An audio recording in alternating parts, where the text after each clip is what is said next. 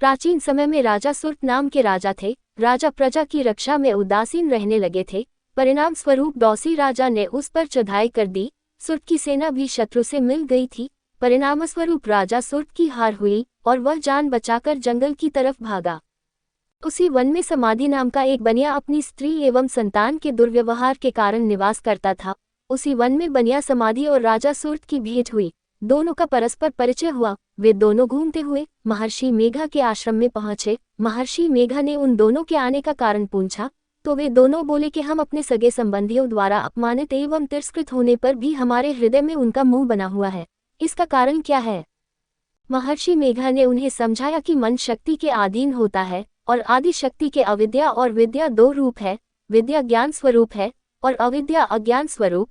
जो व्यक्ति अविद्या अज्ञान के आदिकरण रूप में उपासना करते हैं उन्हें वे विद्या स्वरूपा प्राप्त होकर मोक्ष प्रदान करती है। इतना सुन राजा सुर्त ने प्रश्न किया, हे महर्षि, देवी कौन है? उसका जन्म कैसे हुआ? महर्षि बोले, आप जिस देवी के विषय में पूछ रहे हैं वह नित्य स्वरूपा और विश्वव्यापिनी है। उसके बारे में ध्यानपूर्वक सुनो। कल्पांत के समय विष्णु भगवान क्षीर सागर में अनंत शैया पर शयन कर रहे थे। तब उनके दोनों कानों से मधु और कैटब नामक दो दैत्य उत्पन्न हुए। वे दोनों विष्णु की नाभि कमल से उत्पन्न ब्रह्मा जी को मारने दौड़े। ब्रह्मा जी ने उन दोनों राक्षसों को देखकर विष्णु जी की शरण में जाने की सोची, परंतु विष्णु भगवान उस समय सो रहे थे। तब उन्होंने भगवान विष्णु को जगाने हेतु उनके नैनों में निवास करने वाली योग निद्रा की स्तुति की।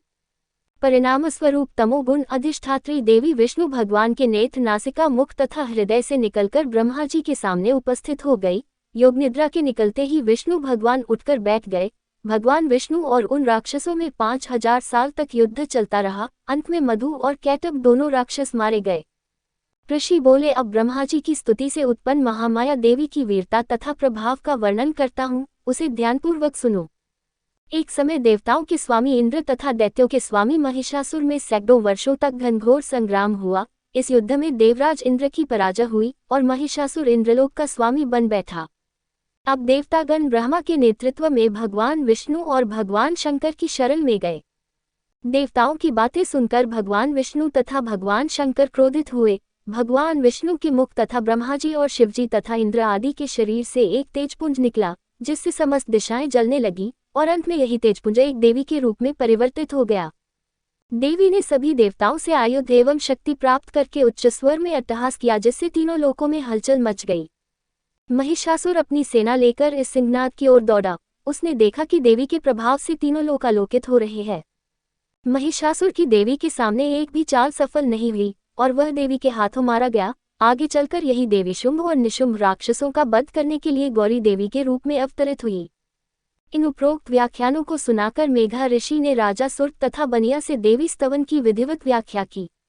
राजा और वनिक नदी पर जाकर देवी की तपस्या करने लगे। 3 वर्ष तक घोर तपस्या करने के बाद देवी ने प्रकट होकर उन्हें आशीर्वाद दिया। इससे वनिक संसार के मोह से मुक्त होकर आत्मचिंतन में लग गया और राजा सुर्त ने शत्रुओं पर आक्रमण करके विजय प्राप्त करके अपना वैभव प्राप्त कर लिया।